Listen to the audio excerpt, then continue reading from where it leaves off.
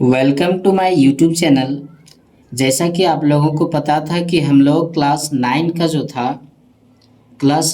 का जो chapter number 1 था, चैप्टर नंबर 1 यानी साइंस का, जिसका नाम था मैटर इन आवर सराउंडिंग, हमारे आसपास के पदार्थ, उसका जो सब्जेक्टिव थ्योरी था उसको हम लोग लेक्चर नंबर 4 तक क्लियर कर लिए थे। यानी उस लेक्चर में पार्ट नंबर 1, पार्ट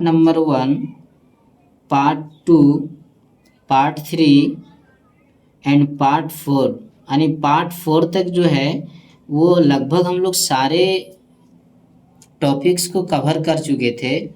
तो आज जो है हम चैप्टर नंबर 1 का जो मल्टीपल चॉइस क्वेश्चन है, जो वेरी वेरी इंपॉर्टेंट है फॉर एग्ज़ाम के लिए, उस क्वेश्चन को हम आप लोगों के लिए लेके आए हैं। तो टाइम को ज़्यादा नहीं लेते हुए शुरू करते हैं। फर्स्ट क्वेश्चन दिया हुआ है, क्वेश्चन नंबर 1 जो कह रहा है, इस विश्व के प्रत्येक वस्तु जिस सामग्री से बनी होती है उसे कहते हैं। तो आप लोगों को पढ़ाया गया था कि इस दुनिया में जितने भी वस्तुएं पाई जाती है, चाहे वे ठोस अवस्था में हो या द्रव में हो या फिर गैस में हो, सारी की सारी क्या था? पदार्थ था। बस शर्त क्या था? शर्त ये था कि पदार्थ होने के लिए उसका मास होना चाहिए, उसका कुछ वॉल्यूम होना चाहिए या फिर उसका कुछ भार होना चाहिए। तो अकॉर्डिंग टू ऑप्शन जो आपका राइट आंसर हो जाएगा, ये हो जाएगा ऑप्शन नंबर 1, यानी इसको हम पदार्थ कहेंगे। इसको हम क्या कहेंगे? पदार्थ। और पदार्थ को हम इंग्लिश में क्या कहते हैं? मैटर कहते हैं। पदार्थ को इंग्लिश में क्या कहेंगे? मैटर। ठीक है। क्वेश्चन नंबर 2 है, क्वेश्चन नंबर यानी फर्स्ट क्वेश्चन का राइट आंसर हो जाएगा ऑप्शन नंबर 1।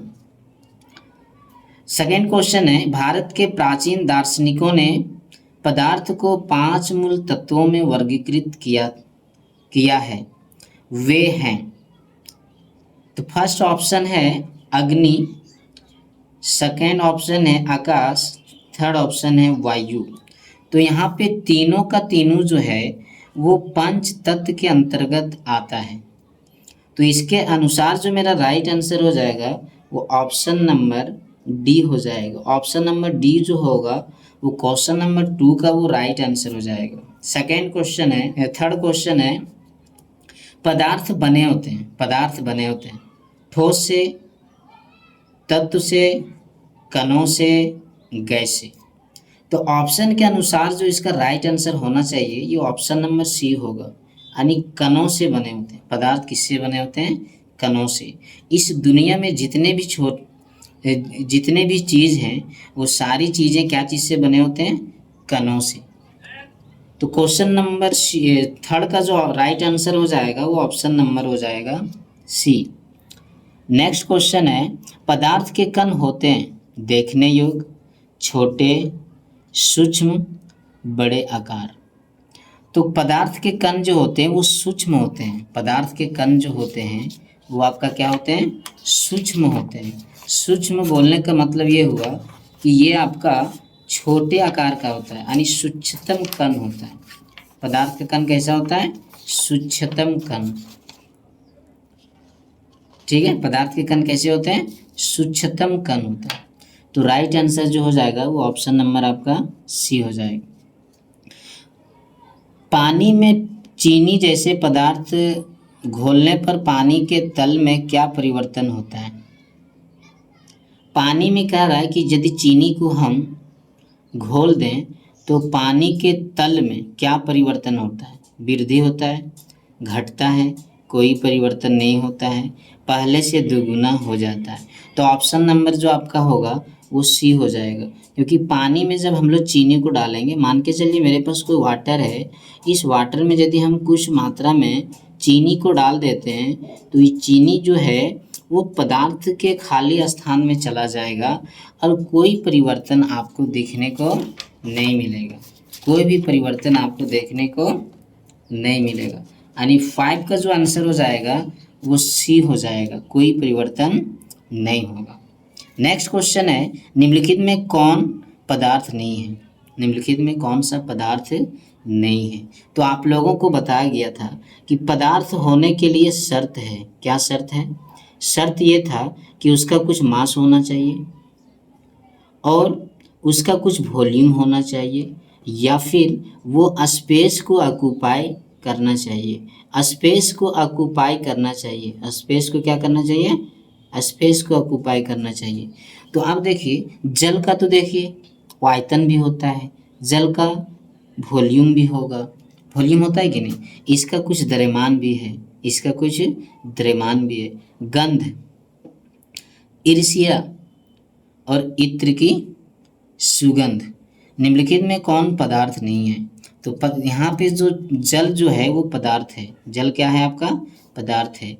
ईर्ष्या पदार्थ नहीं है, और कोई भी चीज़ का गंध जो रहता है वो भी आपका पदार्थ नहीं है, और इत्र की सुगंध जो है ये भी आपका पदार्थ नहीं है। तो ये क्वेश्चन जो ये गलत दिया, टाइपिंग किया गया, निम्नलिखित में कौन सा पदार्थ है ये देना चाहिए। क्वेश्चन में आपका क्या देना चाहिए कि निम्नलिखित which of the following is a matter, इनमें से कौन एक पदार्थ है, निम्नलिखित में कौन पदार्थ है ये देना चाहिए, और इसका राइट आंसर होना चाहिए ए। लेकिन यहाँ पे देखिए 3 को जो ऑप्शन दिया हुआ, गंध, ईर्ष्या एंड इत्र की सुगंध, ये तीनों जो है आपका पदार्थ नहीं है। अब बोलिए, मल्टीपल चॉइस क्वेश्चन में ऐसा रहता है क्या? नहीं रहता है। तो ये क्वेश्चन गलत हो जाएगा, और क्वेश्चन सही यदि हम कर देते हैं तो राइट आंसर क्या हो जाएगा? निम्नलिखित में कौन पदार्थ है? तो जल होगा। और नहीं कह दिया पदार्थ नहीं है, तो फिर ये आपका ईर्ष्या भी पदार्थ नहीं है, और गंध भी कोई पदार्थ नहीं है, और इत्र की सुगंध भी कोई पदार्थ नहीं है, क्योंकि ईर्ष्या का कोई द्रव्यमान नहीं है, ना ही इसका कोई भार है, ना ही वॉल्यूम होता है, ना कोई स्थान घिरता है। गंध का भी वही हिसाब है, ना इसका भार है, ना आयतन है, ये कोई स्थान घेरता है। तो इसके आधार पे ये राइट आंसर हो जाएगा। क्वेश्चन नंबर 7 है, पदार्थ के कणों में किस प्रकार की ऊर्जा होती है? तो हम लोगों ने पढ़ा था कि पदार्थ के कण में जो है वो काइनेटिक एनर्जी होती है। कौन सी एनर्जी होती है? Kinetic energy. काइनेटिक एनर्जी जो होती है वो होती है। तो इसमें राइट आंसर हो जाएगा ऑप्शन नंबर बी। और काइनेटिक ऊर्जा किसमें ज़्यादा होगा? यदि सवाल ऐसा पूछा जाए कि पदार्थ के किस अवस्था में काइनेटिक ऊर्जा ज़्यादा पाया जाता है, तो सबसे ज़्यादा जो आपका पाया जाएगा वो पाया जाएगा आपका गैस में। सबसे ज़्यादा कहाँ पाया जाता है? आपका गैस में। यदि ऐसा सवाल आपको पूछ दिया जाए कि गतिज ऊर्जा जो है वो सबसे ज़्यादा कहाँ पाया जाएगा? गतिज ऊर्जा जो है वो सबसे ज़्यादा कहाँ पाया जाएगा? तो हम आपको जानकारी के लिए बताते हैं, गैस में सबसे ज़्यादा गतिज ऊर्जा पाया जाएगा। गैस के बाद आपका द्रव में पाया जाएगा, और द्रव के बाद आपका ठोस में पाया जाएगा। अब यदि क्वेश्चन ऐसा देगा कि सबसे ज़्यादा गतिज ऊर्जा किसमें होगा, तो काइनेटिक एनर्जी सबसे ज़्यादा इसमें होगा। सबसे कम काइनेटिक एनर्जी किसमें होगा? तो ये होगा, इसमें कम होगा और इसमें सबसे ज़्यादा होगा। ये आपका मीडियम में रहेगा। ये आपका क्या है? मीडियम में रहेगा। तो उम्मीद करते हैं कि ये चीज़ आपको समझ में आ गया होगा। दूसरी चीज़, जैसे आप टेम्परेचर बढ़ाते हैं, टेम्परेचर को हम यदि इंक्रीज करते हैं तो क्या होगा? टेम्परेचर को इंक्रीज कर देते हैं तो अब आपका काइनेटिक एनर्जी भी जो रहता है वो भी इंक्रीज कर जाता है। काइनेटिक एनर्जी भी क्या होगा? आपका इंक्रीज कर जाएगा।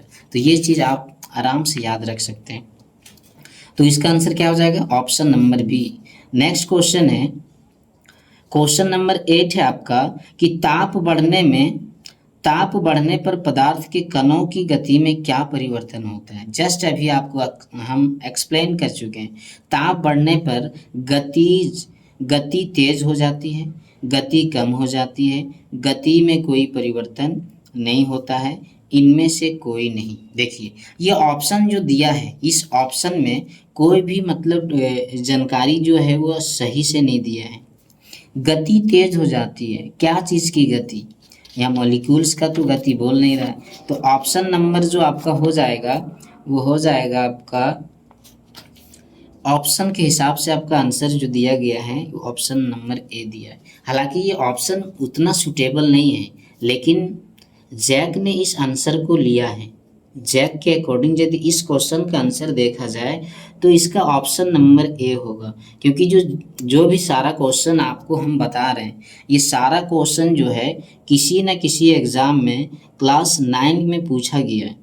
उसके अकॉर्डिंग जो इसका आंसर है, गति तेज हो जाती है, लेकिन किसकी गति? मॉलिक्यूल्स की गति हम कह सकते हैं तेज हो जाती है, या फिर गतिज ऊर्जा तेज हो जाती है, ऐसा देना चाहिए, लेकिन ये क्लियर नहीं हो रहा है, लेकिन फिर भी हम समझ सकते हैं। ठीक है, तो नेक्स्ट क्वेश्चन है क्वेश्चन नंबर 9। क्वेश्चन नंबर 9 है, क्वेश्चन नंबर 9 कहता है कि पदार्थ के क्वेश्चन नंबर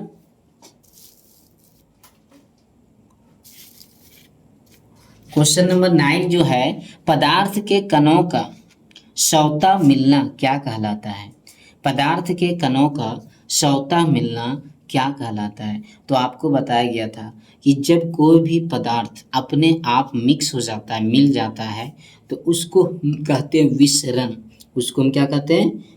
विसरण कहते हैं। तो राइट आंसर आपका जो हो जाएगा वो ऑप्शन नंबर ए हो जाएगा। क्वेश्चन नंबर 10 है, पानी में नमक जैसे पदार्थ घोलने पर पानी के स्तर में कोई परिवर्तन नहीं होता, इससे पदार्थ के किस गुण का पता चलता है? ये बहुत ही इंपॉर्टेंट क्वेश्चन दिया गया है, और ये क्वेश्चन जो है वो पदार्थ के गुण से दिया है, पदार्थ के गुण से दिया है, यानी प्रॉपर्टीज ऑफ मैटर से ये क्वेश्चन को लिया गया है। अब देखिए, पदार्थ के कण बहुत छोटे होते हैं, इससे तो ये नहीं लिया गया है। पदार्थ के कण गतिशील होते हैं, इससे इसका कोई मतलब नहीं है। पदार्थ के कणों के बीच रिक्त स्थान होता है, ये बिल्कुल सही बात है। पदार्थ के कण एक दूसरे को आकर्षित करते हैं, ये इस गुण से कोई मतलब नहीं है। ठीक है, पानी में नमक जैसे पदार्थ घोलने पर पानी के स्तर में कोई परिवर्तन नहीं होता है, इस पदार्थ के किस गुण का पता चलता है? तो राइट आंसर जो हो जाएगा वो हो जाएगा पदार्थ के कणों के मध्य यानी बीच रिक्त स्थान होता है, तो ये आपका जो होगा वो राइट आंसर होगा। ये आपका क्या हो जाएगा? Right answer. अब आपको हम जानकारी के लिए बता देते हैं, अब आपको हम जानकारी के लिए बता देते हैं कि पदार्थ के कई प्रमुख गुण हैं, पदार्थ के कई प्रमुख गुण हैं, जिनमें से कुछ गुण जो है हम आपको बता दे रहे हैं। पहला गुण जो होता है कि पदार्थ कण के मध्य खाली स्थान होता है, कण के मध्य क्या होगा? रिक्त स्थान होता है, खाली स्थान होता है, ये चीज़ हो गया। दूसरा, पदार्थ के कण एक दूसरे को आकर्षित करता है, पदार्थ के कण एक दूसरे को क्या करता है? आकर्षित करता है। और तीसरा, पदार्थ के कण निरंतर गतिशील करता है, पदार्थ के कण निरंतर गतिशील करता है। ये कम से कम 3 से 4 जो प्रॉपर्टीज ऑफ मैटर है उसको हम आसानी से याद कर सकते हैं।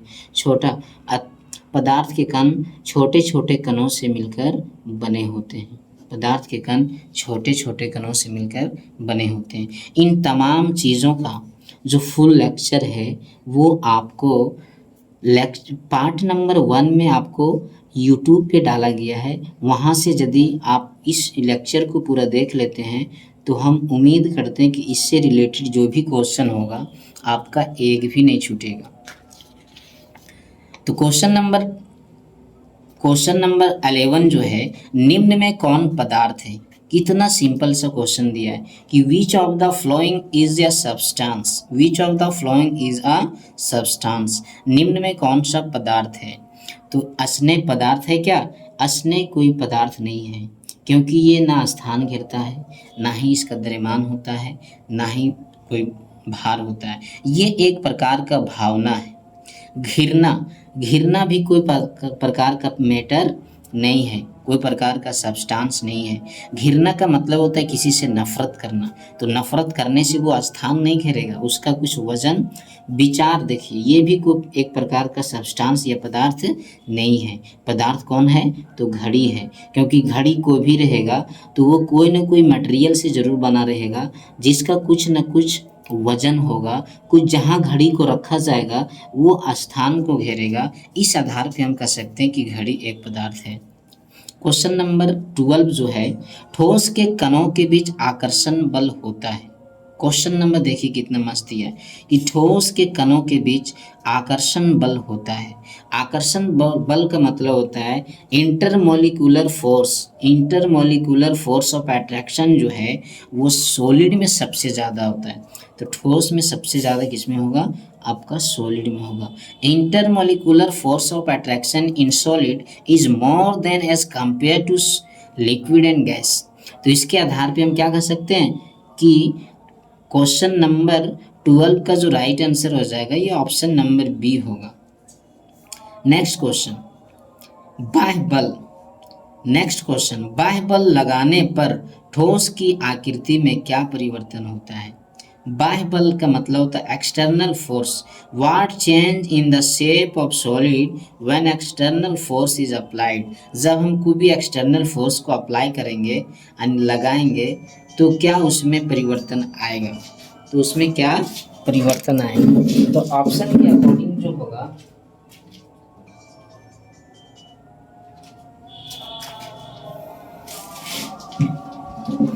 ऑप्शन के अकॉर्डिंग जो आपका राइट आंसर हो जाएगा वो आपका हो जाएगा आकृति बदल जाती है, आकृति नहीं बदलती है, आकृति बढ़ जाती है, इनमें से कोई नहीं।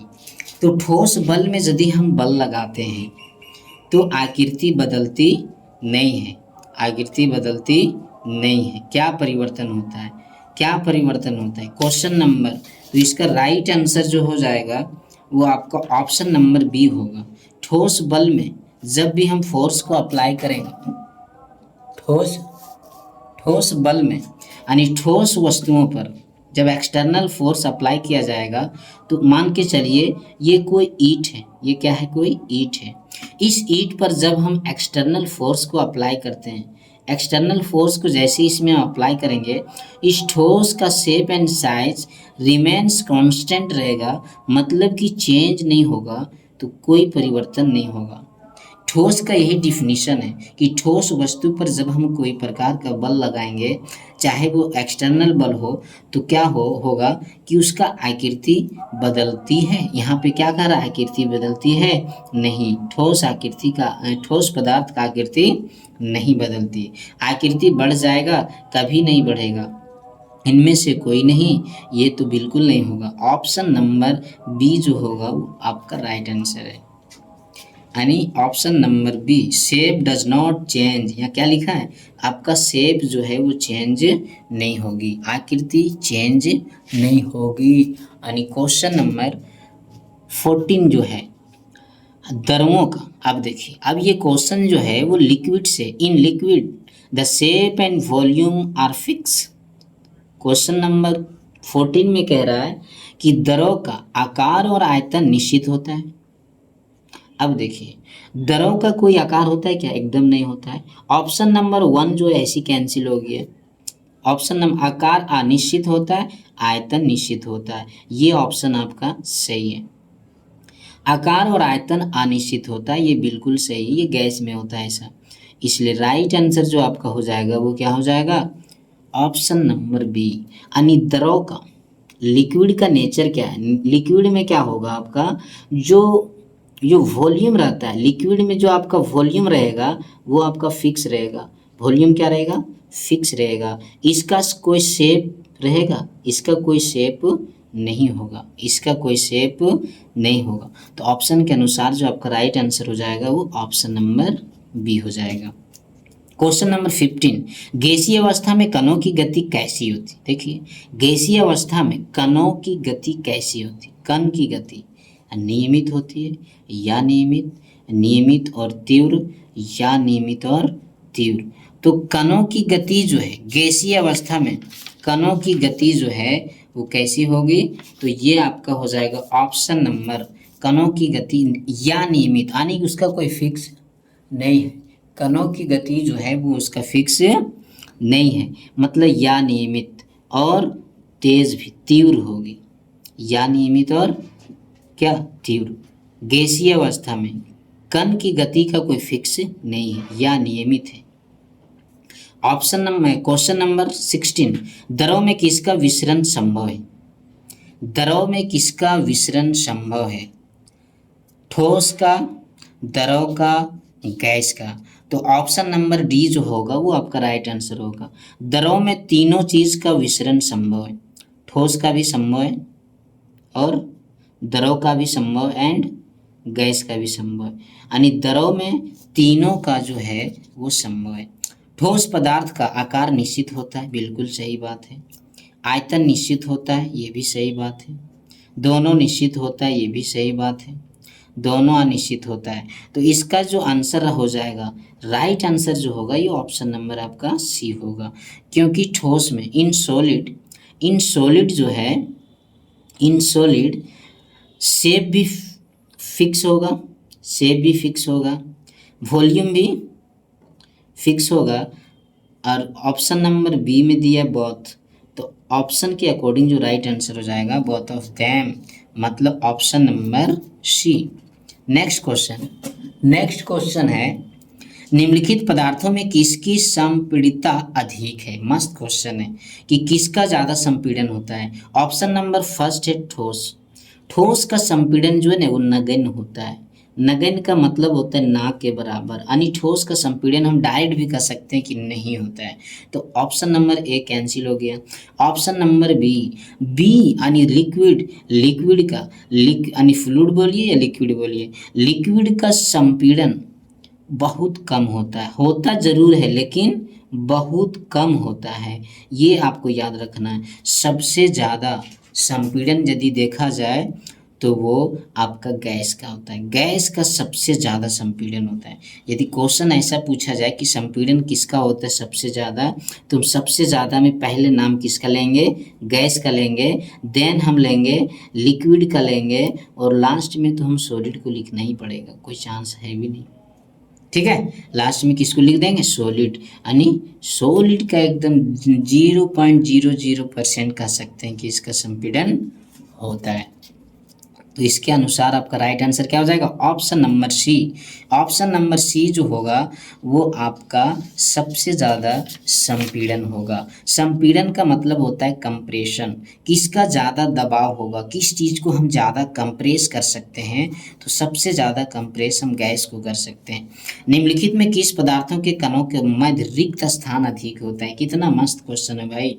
अब देखिए हम लोग पढ़े थे, क्या पढ़े थे कि ठोस में कणों के मध्य जो खाली स्थान है वो सबसे कम है, ठोस में पदार्थों के बीच सबसे कम है। ठोस में पदार्थों के बीच एकदम कम है, इस तरह ठोस रहेगा, ठोस एकदम पास पास रहेगा। The molecules of solids are बिल्कुल करीब रहेगा। The molecules of solids are एकदम क्लोजली पैक, ऐसा हम कह सकते हैं। The molecules of solids are closely pack, मतलब बिल्कुल पास रहेगा, एकदम बिल्कुल क्या रहेगा, पास पास रहेगा। द्रव में मोलिक्यूल्स ऑफ लिक्विड जो रहेगा वो थोड़ा थोड़ा क्लोजली पैक नहीं रहेगा, थोड़ा थोड़ा हट के रहेगा। लेकिन गैस में मोलिक्यूल जो रहेगा वो बहुत दूर दूर रहेगा, गैस में मोलिक्यूल जो रहेगा वो बहुत दूर दूर रहेगा। अब इसके अकॉर्डिंग अब आप आंसर खुद दे सकते हैं कि रिक्त स्थान सबसे अधिक किस में होता है, तो ये आपका गैस में होगा। सबसे ज़्यादा किस में रिक्त स्थान होता है, गैस में, गैस के बाद द्रव में, द्रव के बाद ठोस में। चलिए नेक्स्ट क्वेश्चन है, क्वेश्चन नंबर 19 तक हम लोगों ने देख लिया, क्वेश्चन नंबर 19 तक हम लोगों ने देख लिया। अब हम क्वेश्चन नंबर 20 को देखते हैं। ठीक है, वाहनों में ईंधन के रूप में किस गैस का उपयोग किया जाता है। देखिए कितना मस्त क्वेश्चन दिया है, वाहनों में किसका उपयोग करेंगे।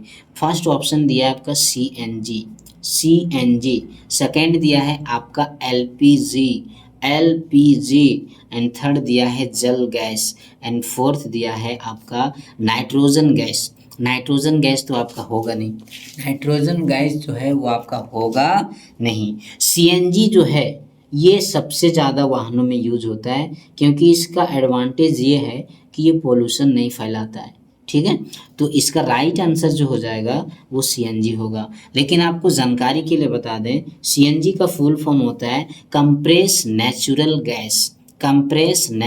गैस। एलपीजी का फुल फॉर्म होता है लिक्विड पेट्रोलियम गैस। इसका फुल फॉर्म क्या हो जाएगा, लिक्विड पेट्रोलियम गैस, इसका यूज़ जो है वो ईंधन के रूप में घरेलू में घर के लिए यूज होता है, ऐसा कह सकते हैं। जल गैस, ये तो नहीं होगा, राइट आंसर अब क्या हो जाएगा, सीएनजी। नाइट्रोजन गैस जो है हमारे वायुमंडल में सबसे ज़्यादा पाया जाता है। ये भी क्वेश्चन कभी कभी पूछ देता है कि हमारे वायुमंडल में सबसे ज़्यादा गैस किसका है, कौन सा गैस है, तो नाइट्रोजन है। और ये नाइट्रोजन गैस का यूज़ ये है कि किसी को जलने से रोकता है, ये बहुत इंपॉर्टेंट बात है। नाइट्रोजन गैस जो है किसी भी चीज़ को जलने से रोकता है। यदि वायुमंडल में नाइट्रोजन की मात्रा 78% नहीं होती तो क्या होता, आपके लिए ये सवाल है कि वायुमंडल में 78% नाइट्रोजन की मात्रा नहीं रहता तो क्या होता। आप ज़रूर कमेंट करके बताइएगा, और यदि नहीं पता होगा तो हम आपको ज़रूर बताएंगे, क्योंकि नाइट्रोजन जो है वो किसी भी चीज़ को जलने से रोकता है। यदि वायुमंडल में इतना % गैस नहीं रहता तो जब हम दुनिया में कहीं भी एक जगह आग लगाते, आग लगाने के बाद ये पूरी दुनिया में आग लग जाती, लेकिन नाइट्रोजन क्या करता है, हम जिस पार्टिकुलर ऑब्जेक्ट या सब्सटेंस में हम क्या करते हैं, फायर करते हैं, जस्ट वहीं पर आग लगेगा और वह आग जो है ऑटोमेटिक आगे नहीं बढ़ेगा। किसके कारण, तो ये आपका नाइट्रोजन के कारण। अब समझ लीजिए ये नाइट्रोजन कितना बड़ा इम्पोर्टेंट रोल निभा रहा है। ठीक है, तो आगे बढ़ते हैं। गैस के कणों के बीच आकर्षण बल द्रव के कणों की अपेक्षा क्या होगा। कितना मस्त क्वेश्चन है, अभी आपको हम कॉन्सेप्ट बता चुके हैं। गैस के कणों के बीच आकर्षण बल द्रवों के कणों के अपेक्षा क्या होगा, अधिक होगा। कैसे अधिक होगा, अभी हम आपको बताए थे, क्या बताए थे कि ठोस में कणों के बीच, ठोस में सबसे कम, द्रव में ठोस से ज़्यादा, और गैस में क्या होगा, सबसे ज़्यादा रिक्त स्थान होता है। क्वेश्चन का गैस के कणों के बीच आकर्षण बल द्रव की अपेक्षा अधिक होगा। राइट आंसर आपका ऑप्शन नंबर ए होगा। क्वेश्चन नंबर जो है आपका 22, स्विमिंग पूल में गोताखोर पानी काट पाता है क्योंकि, ये क्वेश्चन जो है आपका पदार्थ के गुण से। पानी के कणों के बीच रिक्त स्थान होता है, पानी के कण गति करते हैं, इससे इसको मतलब नहीं। पानी के कण एक दूसरे से जुड़े होते हैं, ये नहीं। पानी की संपीड़ित अधिक होती है, ये भी बात सही नहीं है। ये इस क्वेश्चन का जो राइट आंसर होगा, गोताखोर पानी को क्यों काट पाता है, इसलिए काट पाता है कि पानी के कणों के बीच यानी मॉलिक्यूल्स ऑफ वाटर के बीच जो है वो स्पेस रहता है, खाली स्पेस रहता है, वैकेंट रहता है, जिसके कारण हम लोग पानी में गोताखोर उसको काट पाता है। या फिर हम ऐसा कहते हैं कि मान के चलिए कोई पानी रहता है, पानी में हम कोई भी चीज़ को क्या कर सकते हैं, मर्ज कर सकते हैं, डुबा सकते हैं। क्यों, पानी में हम चाहेंगे तो छलांग मार सकते हैं, लेकिन हमको चोट नहीं आएगा। इसलिए नहीं आएगा क्योंकि पानी के कणों के बीच जो है आपका खाली स्थान है, और हम लोग उसी खाली स्थान में अंदर चले जाएंगे। लेकिन ईटा में आप छलांग मारिए, कोई ठोस पदार्थ में छलांग मारिएगा तो आपको क्या होगा, एकदम चोट लग जाएगा और पैर हाथ भी टूट सकता है। इसलिए आपको हम ये नहीं कहते कि आप जाइए और पानी में छलांग मारिए। ठीक है। क्वेश्चन नंबर 23, तापमान का अंतर्राष्ट्रीय मात्रक क्या है। कितना मस्त क्वेश्चन दिया गया। तापमान का अंतर्राष्ट्रीय मात्रक यानी कि international unit of temperature is जो होगा आपका केल्विन होगा। केल्विन जो होगा आपका टेम्परेचर का इंटरनेशनल यूनिट है। ठीक है, जिसका सिंबल आपका के होता है। केल्विन में इसको हम के लिखते हैं। और आपको जानकारी के लिए बता देते हैं कि 0 डिग्री सेल्सियस जो है वो इक्वल टू होता है 273.16 केल्विन। ये भी क्वेश्चन पूछता है। कभी कभी क्वेश्चन ऐसा पूछेगा कि 0 डिग्री सेल्सियस बराबर कितना केल्विन, तो हम कहेंगे 273.16 केल्विन। लेकिन आसानी के लिए हम इसको केवल याद रख सकते हैं 273 केल्विन। ठीक है। और क्वेश्चन ऐसा भी पूछता है कि 0 डिग्री सेल्सियस को केल्विन में कैसे बदलते हैं, तो हम 273 जोड़ देंगे तो आसानी से आ जाएगा। क्यों आ जाएगा, क्योंकि 0 डिग्री सेल्सियस इक्वल टू होता है 273 केल्विन। यदि हमको पूछ देगा कि 25 degree Celsius equal to how much kelvin, then हम क्या करेंगे, 25 को 273 से हम क्या करेंगे, ऐड कर देंगे, तो मेरा ये मान जो है वो 298 केल्विन आ जाएगा। उम्मीद करते हैं कि ये चीज़ आप समझ गए होंगे, इससे भी क्वेश्चन आपका एग्जाम में पूछता है। चलिए, किसी तत्व के द्रव्यमान प्रति इकाई आयतन को क्या कहते हैं, मस्त क्वेश्चन है। इसको हम लोग कहते हैं डेंसिटी। इसको हम लोग क्या कहते हैं भाई साहब, इसको हम कहेंगे डेंसिटी। डेंसिटी को हिंदी में कहते हैं घनत्व, और घनत्व का फॉर्मूला होता है मास पर यूनिट वॉल्यूम। क्या होता है, मास पर यूनिट वॉल्यूम। और मास पर यूनिट वॉल्यूम को ही हम कहते हैं द्रव्यमान प्रति इकाई आयतन। द्रव्यमान प्रति इकाई आयतन, इसी को हम कहते हैं डेंसिटी, हिंदी में कहेंगे घनत्व। अब यदि इसका मात्रक पूछ दिया जाए कि घनत्व का मात्रक क्या होगा, तो डेंसिटी का मात्रक जो आपका हो जाएगा, हम यहाँ पे लिख देते हैं, मास का मात्रक आपका केजी हो जाएगा और वॉल्यूम का मात्रक आपका मीटर क्यूब हो जाएगा, यानी ये आ जाएगा केजी पर मीटर क्यूब। द्रव्यमान का मात्रक क्या होता है, तो भाई साहब आपका केजी होगा। आयतन का मात्रक क्या होता है, मीटर क्यूब होगा। और क्षेत्रफल का मात्रक होगा मीटर स्क्वायर। चलिए, नेक्स्ट क्वेश्चन है, और ये क्वेश्चन नंबर आपका है 25। बर्तन की दीवार पर गैस के कणों द्वारा इकाई क्षेत्रफल पर पड़ने वाली बल के कारण गैस में बनता है। बर्तन की दीवार पर गैस के कणों के द्वारा इकाई क्षेत्रफल पर पड़ने वाले बल के कारण गैस में बनता है। और ये लाइट साइड कट चुका है। अब हम चेक करते हैं कि वीडियो जो है वो आपको क्लियर दिख रहा है या नहीं। चलिए, थोड़ा सा दिक्कत होगा लेकिन आप आसानी से देख सकते हैं, ठीक है। तो या फिर ऐसा कर सकते हैं कि हम यहाँ पे इसको रोक दें।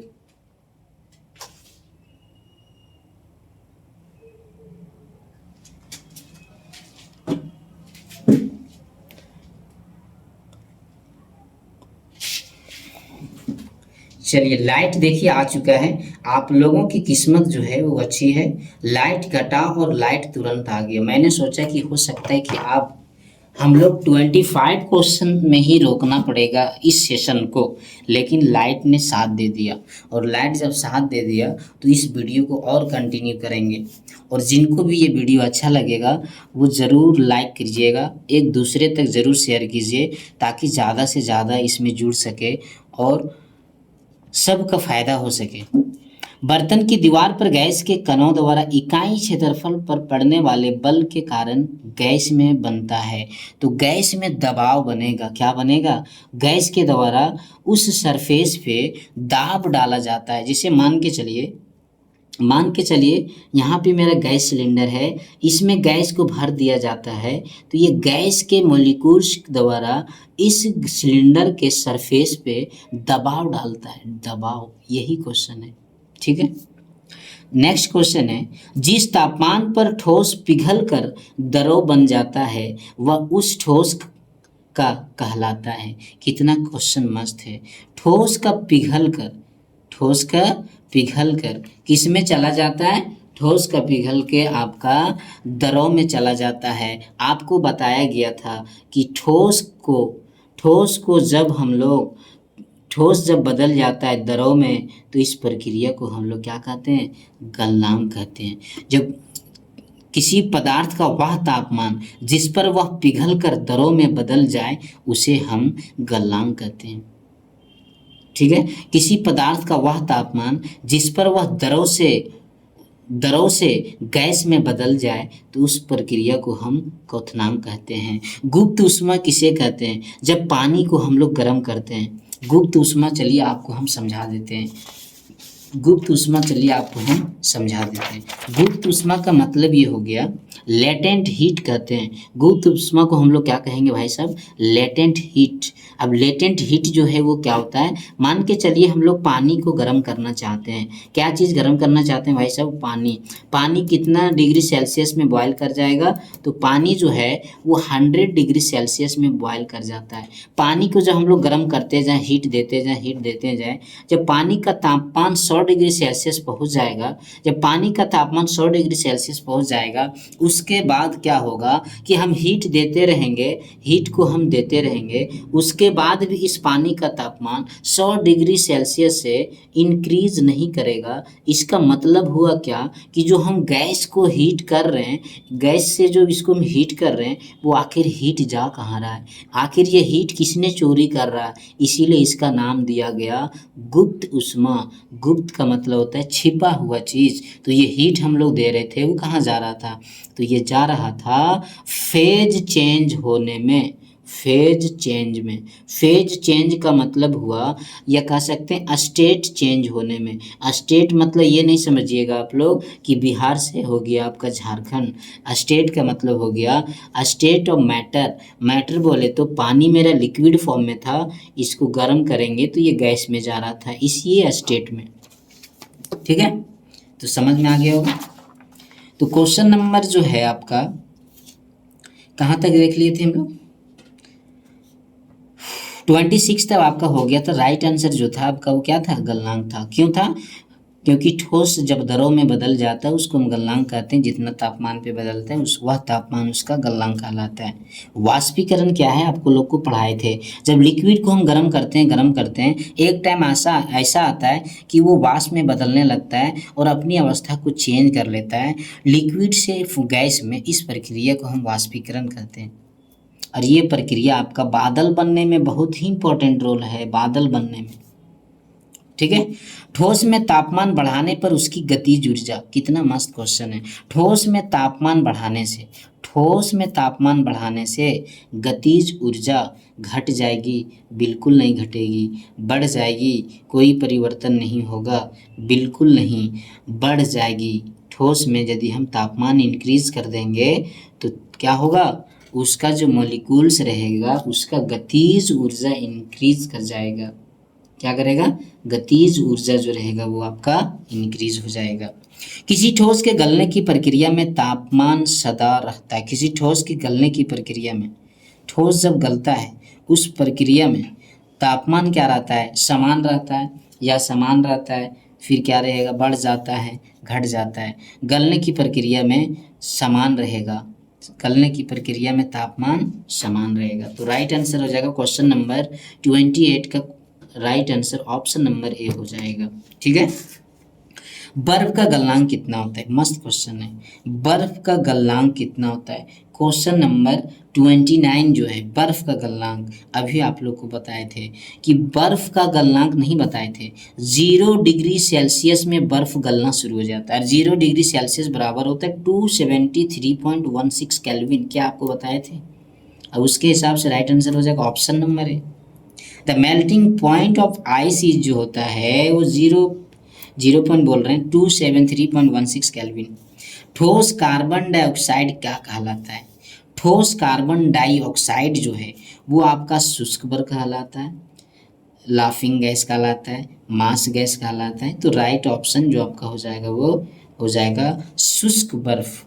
ठोस कार्बन डाइऑक्साइड को शुष्क बर्फ कहा जाता है। और आपको एक चीज़ हम जानकारी के लिए बता देते हैं, जितना भी क्वेश्चन आपको अभी हम यहाँ करा दे रहे हैं, इससे एक भी क्वेश्चन आपका एग्जाम में जो है, एक भी क्वेश्चन का हम बात कर रहे हैं, एक भी क्वेश्चन जो है इससे बाहर आने वाला नहीं है। अब 100% गारंटी हम दे सकते हैं कि इस क्वेश्चन से या इस कॉन्सेप्ट से एक भी क्वेश्चन आपका बाहर नहीं जाएगा। क्वेश्चन नंबर 31 क्वेश्चन नंबर किधर दिया है? 31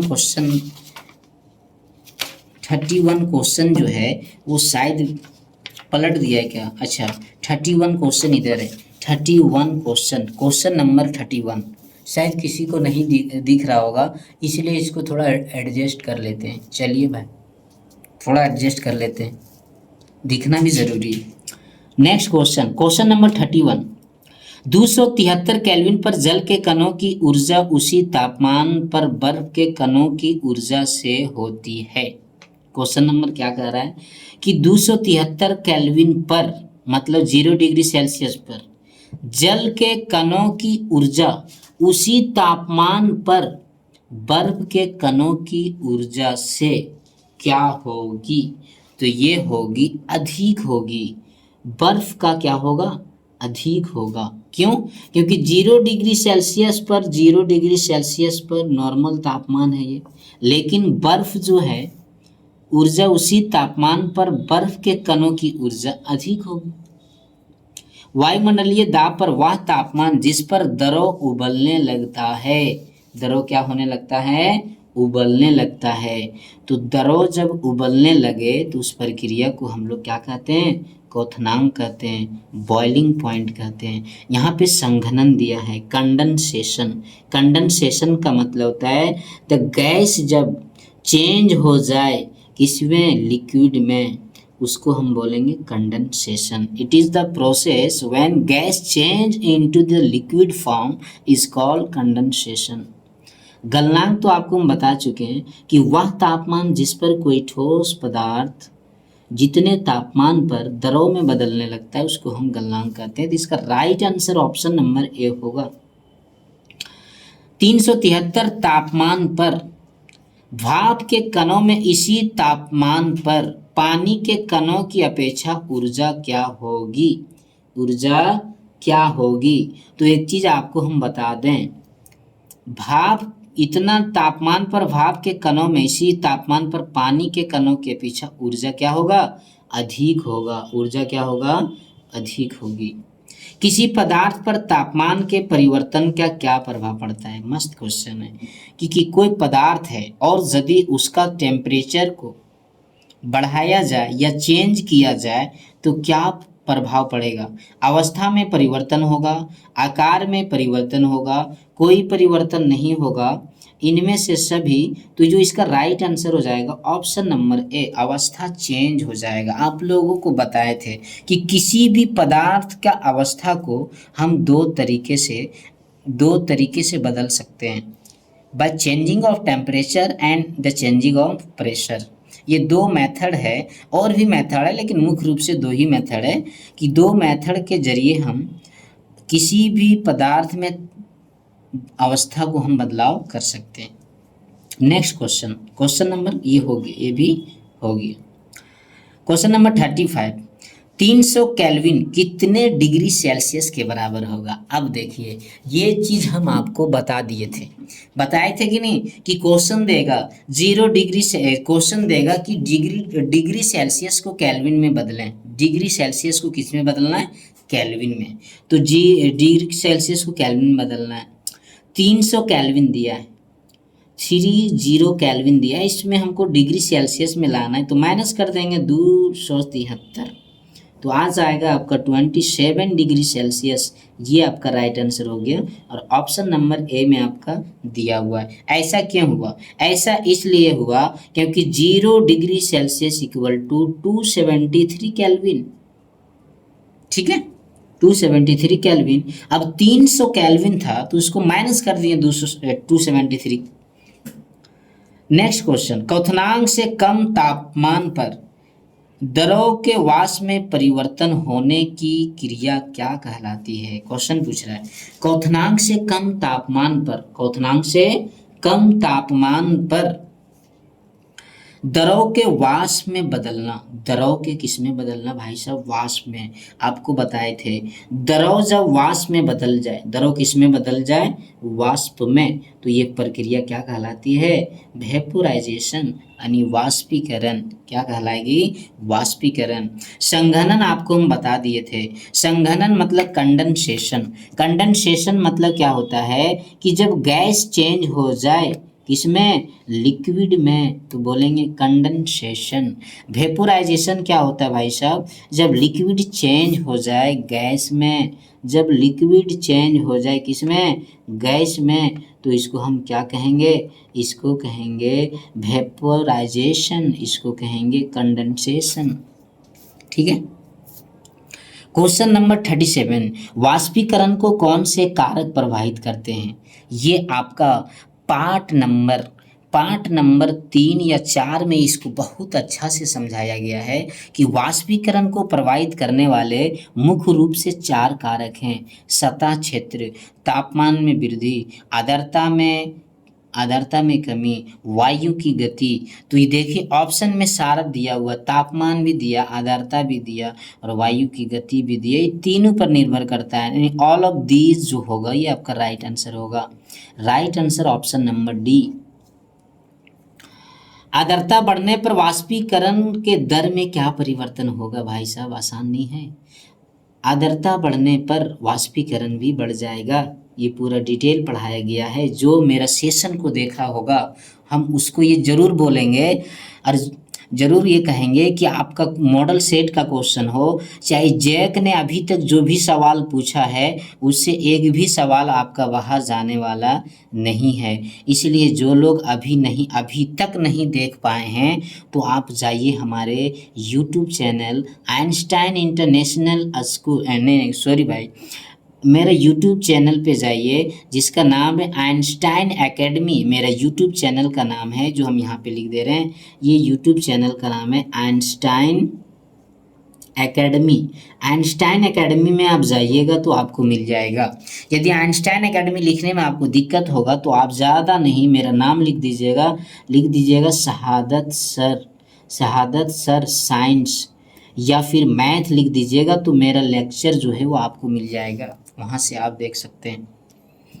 सतह क्षेत्र बढ़ने पर वाष्पीकरण का दर क्या होगा। भाई साहब बढ़ जाएगा। ये सब क्वेश्चन में कोई दम नहीं है, यदि मेरा कोई वीडियो देख लिया होगा तो 2 मिनट के अंदर सारा बता सकता है। दाब के बढ़ने और तापमान के घटने पर पदार्थ की अवस्था में क्या परिवर्तन होगा। दाब के बढ़ने और तापमान के घटने पर अवस्था में क्या परिवर्तन होगा। तो अवस्था में क्या परिवर्तन होगा, गैस द्रव में बदल जाएगा। गैस किस में बदल जाएगा भाई साहब, द्रव में। क्यों, दाब बढ़ा दिया गया है, तापमान को घटा दिया गया है, तो गैस आपका चेंज हो जाएगा किसमें, लिक्विड में चेंज हो जाएगा। प्रेशर बढ़ाने से, तापमान घटाने से लिक्विड बन जाता है। ठीक है, तो ये चीज़ आपको समझ में आ गया। और क्वेश्चन नंबर 41, 250 डिग्री सेंटीग्रेड तापमान पर जल की भौतिक अवस्था क्या होगी। 250 डिग्री सेल्सियस में जल का भौतिक अवस्था क्या होगा।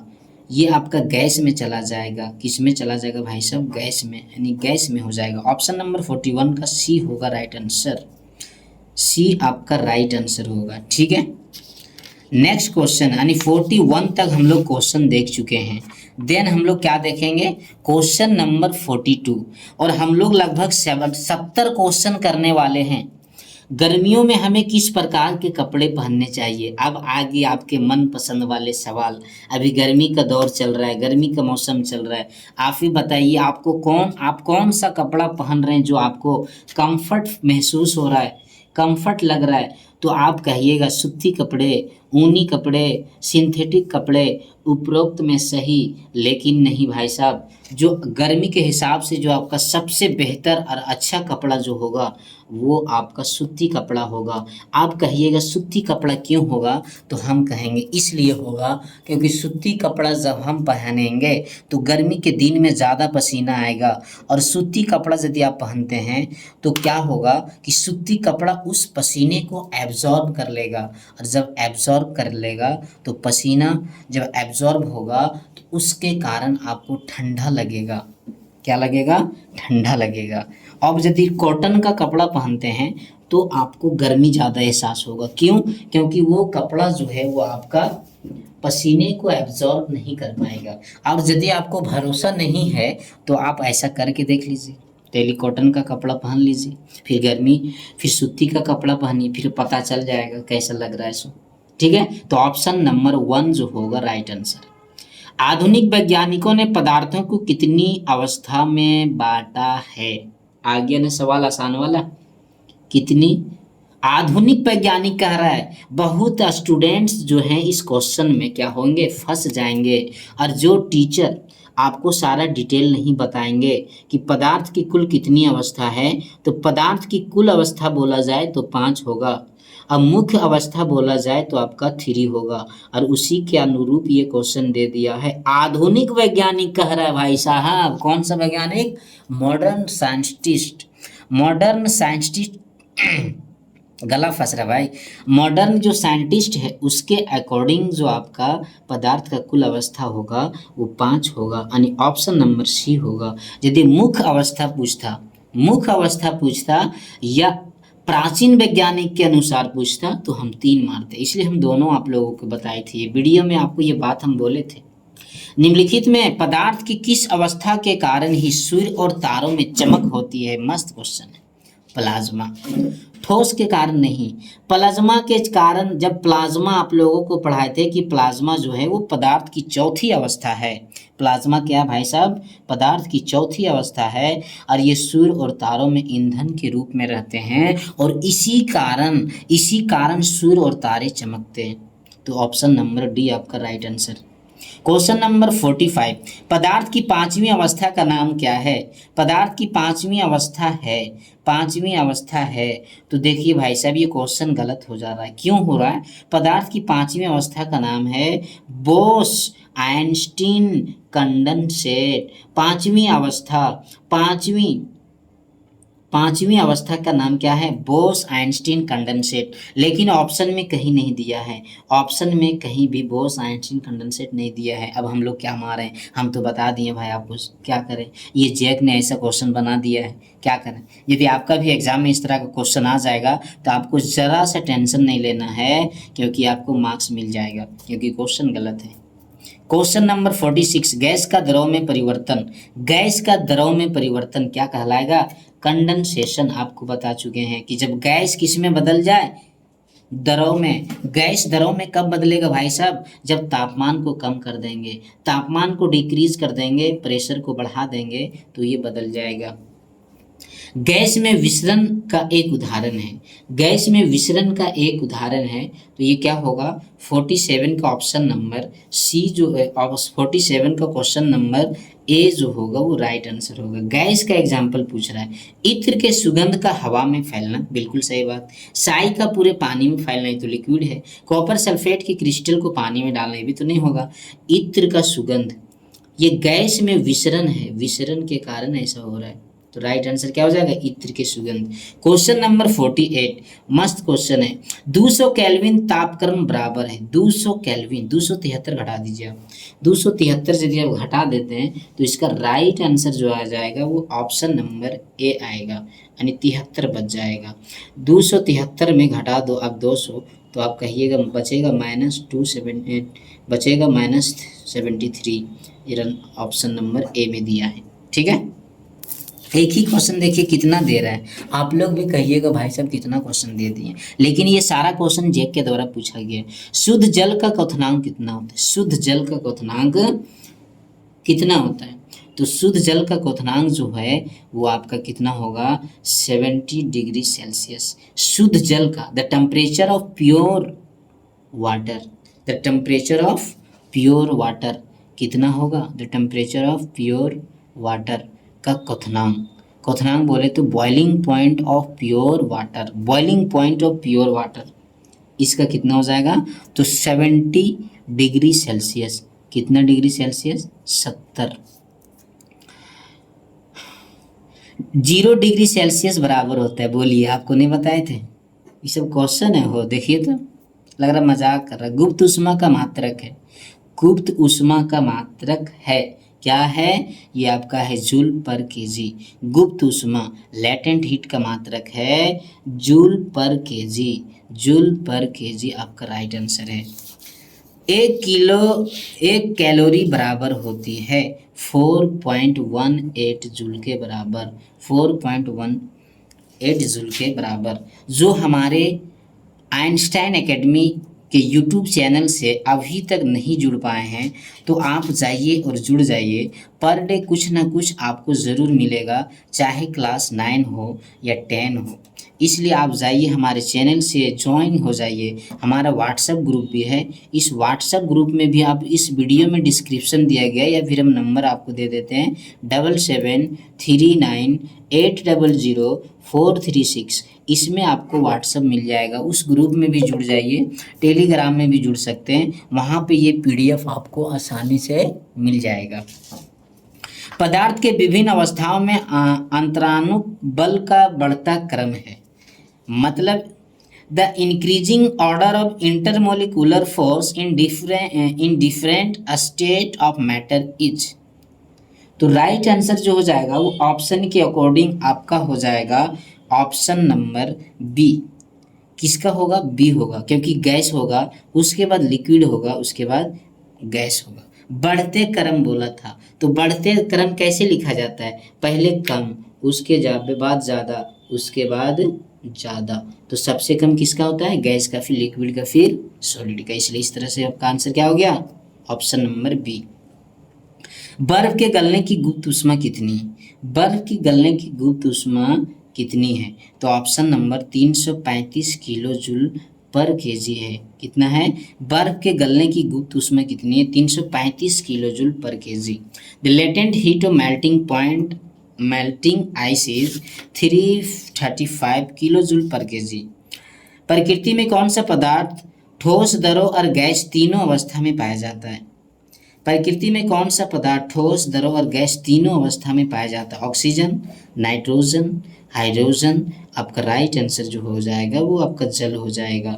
जल तीनों अवस्था में पाया जा सकता है। H2O ठोस में भी रह सकता है, गैस में भी रह सकता है और लिक्विड में भी रह सकता है। यानी 55 का जो राइट आंसर हो जाएगा वो ऑप्शन नंबर डी होगा। 55 तक हम लोग क्वेश्चन देख चुके हैं। अब हम लोग देखेंगे क्वेश्चन नंबर 56। लेकिन पेज थोड़ा सा पेज को थोड़ा सा स्टेबल करना ज़रूरी है। निम्न में सबसे कम घनत्व किसका है? घनत्व का मतलब होता है घना। घनत्व का मतलब क्या होता है भाई साहब? घना। अब घना कौन होगा? सबसे कम पूछ रहा है। रुई का, शहद का, लोहा का, पानी का। तो राइट आंसर जो हो जाएगा सबसे कम में देखा जाए तो रुई का होगा। रुई तो हल्का रहता है, गैस के जैसा है, एकदम लोफा लोफा। जिस तरह आप 10 रुपये वाला मिठाई नहीं खाते हैं, जो मुंह में लेते हैं बिला जाता है, उसको कौन सा मिठाई बोलते हैं पता नहीं, हमको याद नहीं आ रहा है। उसी तरह से रुई जो है उसका डेंसिटी सबसे कम होगा। Right answer option number C. निम्न में कौन सा पदार्थ का गुण नहीं है? फिर घुमा फिरा के वहीं चल गए। पदार्थ का गुण नहीं है, तो पदार्थ का गुण कौन सा नहीं है? ऑप्शन नंबर ए में है आपका घनत्व। ऑप्शन नंबर ए में आपका घनत्व, ये पदार्थ का प्रॉपर्टीज नहीं है। संपीड़ा, ये आपका पदार्थ का प्रॉपर्टी नहीं पूछ रहा है। अच्छा, ये आपका पदार्थ का गुण है। सॉरी, मैंने नहीं देखा तो क्वेश्चन। ये भी पदार्थ का गुण है, विसरण भी पदार्थ का गुण है, लेकिन तरंगदैर्घ्य पदार्थ का गुण नहीं है। आपका राइट आंसर जो हो जाएगा ऑप्शन नंबर डी। वाष्पन की प्रक्रिया से उत्पन्न होती है। वाष्पन की प्रक्रिया से क्या उत्पन्न होगी? शीतलता। आप लोगों को बताया गया था कि जब वाष्पन की प्रक्रिया उत्पन्न होगी तो शीतलता महसूस होगा, ठंडा महसूस होगा। ठीक है। गैस नहीं, गर्म करने पर गैस का आयतन, गर्म करने पर गैस का आयतन क्या होगा? गैस का आयतन क्या होगा? तो फर्स्ट ऑप्शन जो दिया है वो आपका दिया है बढ़ जाता है, घट जाता है, अपरिवर्तित रहता है और इनमें से कोई नहीं। तो ऑप्शन के अकॉर्डिंग आपका राइट आंसर हो जाएगा ऑप्शन नंबर ए। जब गैस को गर्म करेंगे तो उसका आयतन जो है वो बढ़ जाएगा, फैल जाएगा, क्योंकि काइनेटिक एनर्जी बढ़ जाता है इसलिए। नेक्स्ट क्वेश्चन, दिए गए चित्र में पदार्थ के किस अवस्था के कणों के दिखाया गया है? ये पदार्थ के किस कण को दिखाया गया है? Question number 60। ये आपका दिखाया गया द्रव का, क्योंकि मॉलिक्यूल्स देखिए बहुत जगह खाली है, बहुत जगह मॉलिक्यूल्स जो खाली है, तो खाली बहुत जगह कहाँ होता है? द्रव में। तो राइट आंसर आपका द्रव हो गया।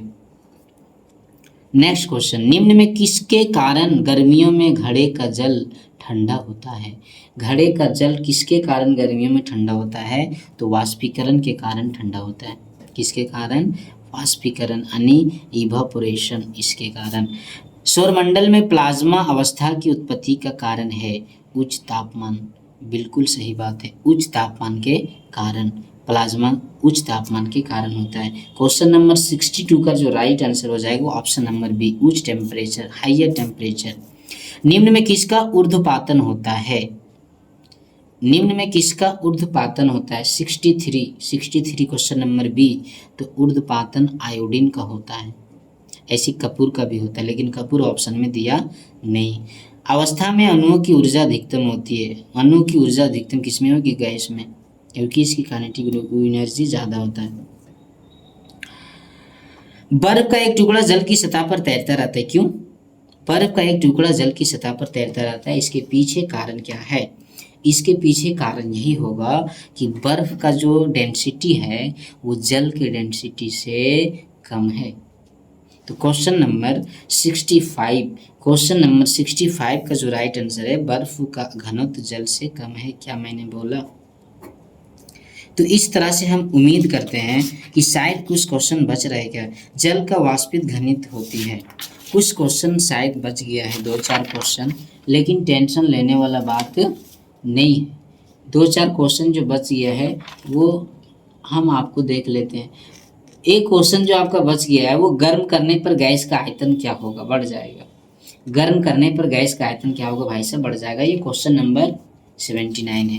तो उम्मीद करते हैं कि आज का जो सेशन था वो भले ही थोड़ा लंबा हो गया, लेकिन हम आपको ये चीज़ बता दे रहे हैं कि आज का जो सेशन था लगभग हम लोग 65 क्वेश्चन जो है अटेम्प्ट कर लिए। 66 क्वेश्चन या 65 क्वेश्चन जो है, 65 मोस्ट इम्पॉर्टेंट क्वेश्चन जो था हम लोगों ने क्या किया? कवर कर लिया। और चैप्टर नंबर 1 जो है मैटर इन आवर सराउंडिंग, ये जैक के द्वारा जितना भी अभी तक जो क्वेश्चन पूछा गया है इसमें सारा क्वेश्चन को इंक्लूड किया गया था। एक भी क्वेश्चन ऐसा नहीं था जो इम्पोर्टेंट नहीं था, यानी एग्ज़ाम पॉइंट की दृष्टि से जब यदि देखा जाए तो सारे क्वेश्चन क्या थे? इम्पोर्टेंट थे। तो उम्मीद करते हैं कि ये सेशन आप लोगों को आज अच्छा लगा होगा।